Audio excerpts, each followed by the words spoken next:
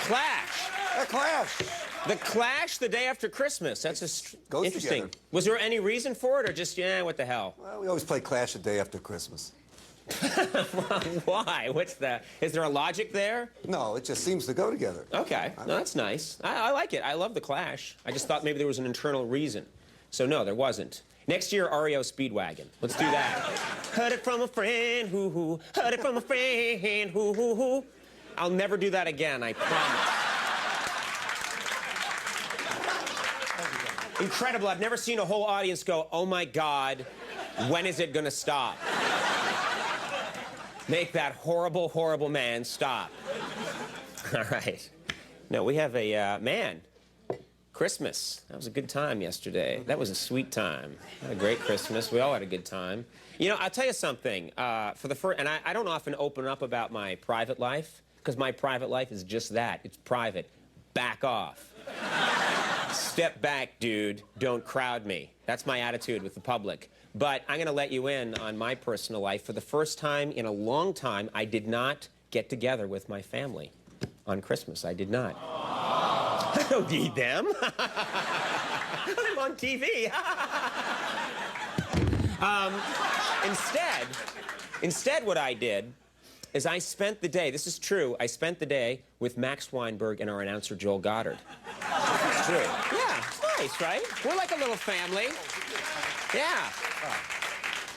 I can see my wife and kid anytime. Exactly. This is a special. It's nice. We have our little family, and we had our own holiday party. And I had to say, we just had a blast. And we took a lot of pictures. It's pretty interesting. I came in this morning to go to work, and I dropped them off at the developer at the photo shack. Hour later, they were ready. It's amazing. I can't get used to that. The photos are back from our big Christmas party, and I thought maybe you guys, you want to see these right now? It's nice. I'll let you in. These are called Christmas party photos. This will be fun, and I'll show you these.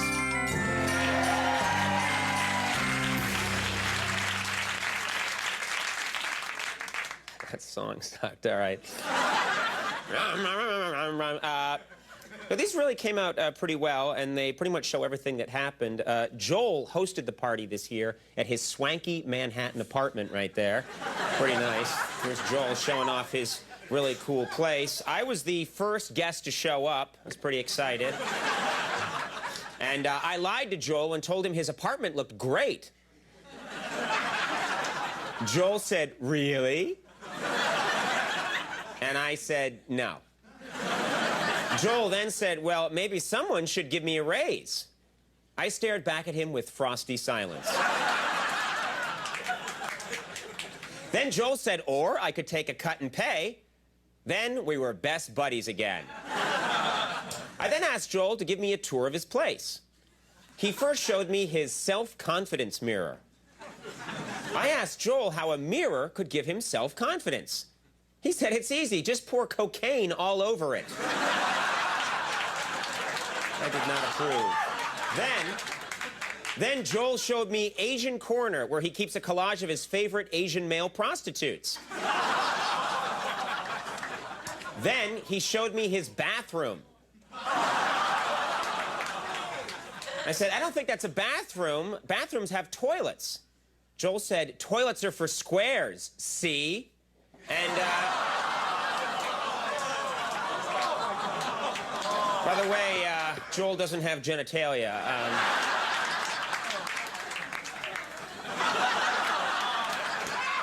Couldn't we have fixed that? I don't know. Anyway, I decided to move things along by giving Joel a present. Joel opened it and saw the lovely sweater I'd given him. He then noticed it was the same sweater he'd given me the year before. I said, it is? Then he held it in my face and said, I knit it myself. Then Max burst through the door.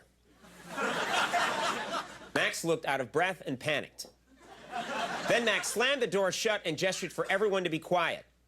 But then the door got kicked open by Max's wife.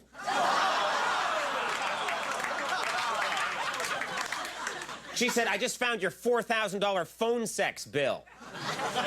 She threw the bill at Max and said, our marriage is officially over. Then she tried to French kiss me. But Joel kissed her instead.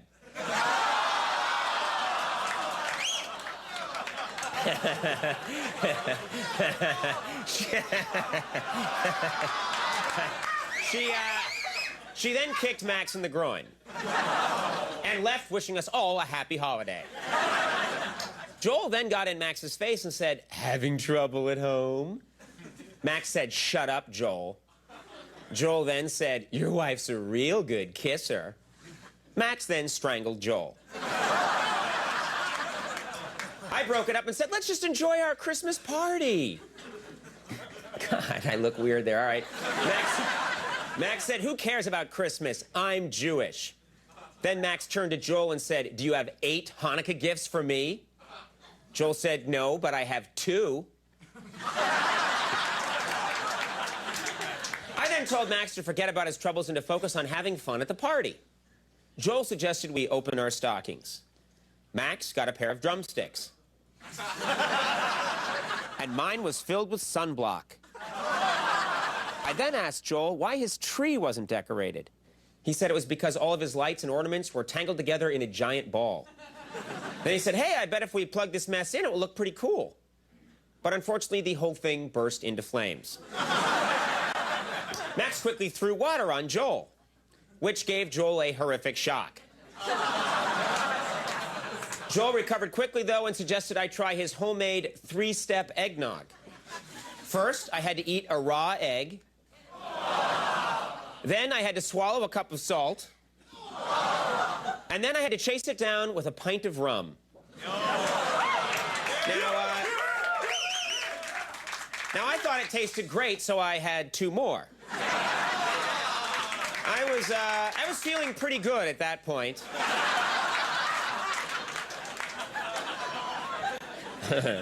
Then there was a knock at the door. Huh? It was Glenn Campbell. He asked to borrow some Christmas wrapping paper. I said, "I hope you're going to use it to cover your face." Then Glenn Campbell snapped my arm off. Then he ran across the room and shaved the word ass into Max's head and jumped into Joel's floor toilet. It was the best Christmas ever, man. It was a good time. Good time. Very sweet. All right, everybody, we'll take a little break. When we come back, Ian McKellen's here. Stick around.